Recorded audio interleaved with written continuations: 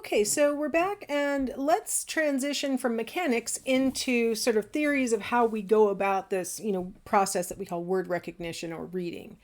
The direct access theory says that, the way that the words are written, the orthography, and then the actual pattern of the letters, ultimately leads us to, recognize words that we've seen before, or words that we haven't seen before that may require deeper processing, right? So direct access is really focusing on the appearance of the word, right? So we've got the orthography and the written letter pattern. The indirect access theory says that we are actually not approaching it just based on appearance, physical appearance, with our eyes, but also this indirect access, which is what does it sound like?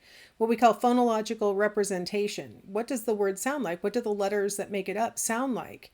And some of you may have been taught how to read really focusing on, the way that it sounds. Others of you may have been taught to read really focusing on how it looks. And those are really two, very diametrically opposed ways to teach reading. And there's been a debate raging for at least, that I'm aware of, for at least 50 years between whether we should teach reading as a direct access process, which is about how the words and letters look, or should we teach it as an indirect access process, which is about how it sounds, how the different letters combine to make the sounds of the words. With direct access, you can imagine if you come upon a word that you've never seen before, you may run into some difficulty trying to figure out what that word is because you don't have, according to this theory, many tools available to figure out that word. Like what are you going to rely on to figure out what the word must be if you don't recognize it, right? Like it doesn't look like a word you've seen before. Whereas with indirect access, if you're basing it on what it sounds like, when you encounter a new word that you've never seen before, you can at least attempt to pronounce it based on the sounds of the individual letters, what letters typically sound like when they're next to these other letters, right? Like they're like the TH sound, that should be a th sound, or and that'll help you to figure out what the word is if you can sound it out. So the direct access route requires a lot of training individually with every single word in the world, as opposed to the indirect access theory says, well, once you understand the pattern of how words sound and are represented by letters in their sounds, then you can figure out every word in the world. You basically have the rules. So basically what we're trying to argue is that you have somewhere in your semantic memory store, your vocabulary, all the words that all the conjugations of those words, you have all that stuff stored.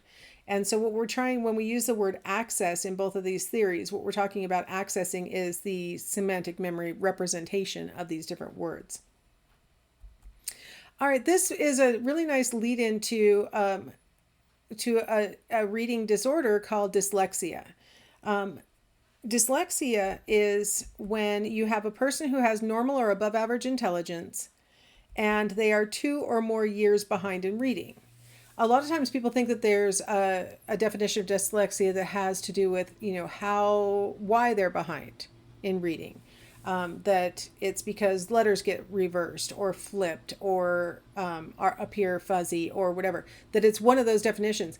It's not. Dyslexia can manifest itself in lots of different ways. So we don't focus on why the person is having difficulty reading. We focus on that they're having difficulty reading. That it's not because they haven't got the intellectual capability, it's because something else is going on. And that something else is called dyslexia. And then we try and figure out, like what part of dyslexia do they have, what kind, and deal with it like that. One theory of dyslexia focuses on that indirect access theory, and they argue that a person with dyslexia actually is displaying a lack of phonological awareness. They're having difficulty mapping the sounds of the letters onto the appearance of the letters.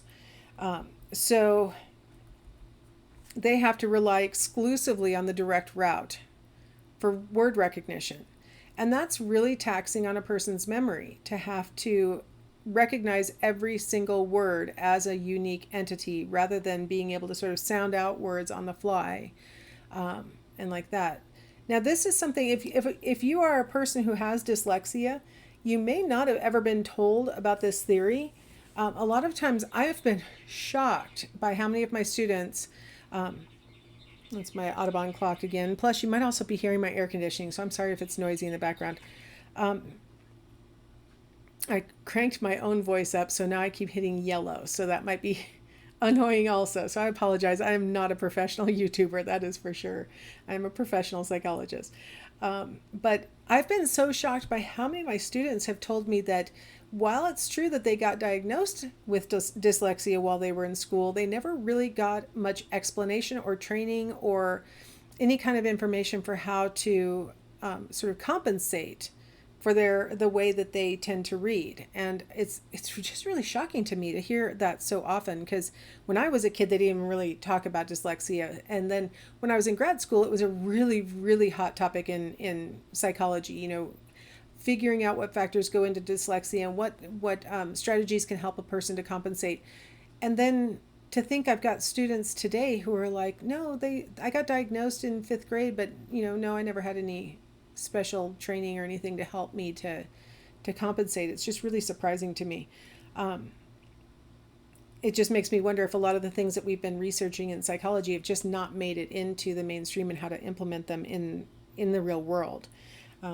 This is not my area of expertise, so it's not like I necessarily know all the things that can be done, but I was trained in the theories behind it back in the day, and it's just really surprising that there's such a lag time, is I guess what I'm looking at. So the idea of lack of phonological awareness, though, is not a new idea. In fact, this video that is linked here is going to show you an idea that was first raised in the late 80s, maybe? And the idea of having a mismatch between how the person's hearing patterns and then how they're seeing patterns. So go ahead and watch this. I've got it linked in a way that should pick it up right on the segment that I want you to see. And I'll see you on the other side of this video.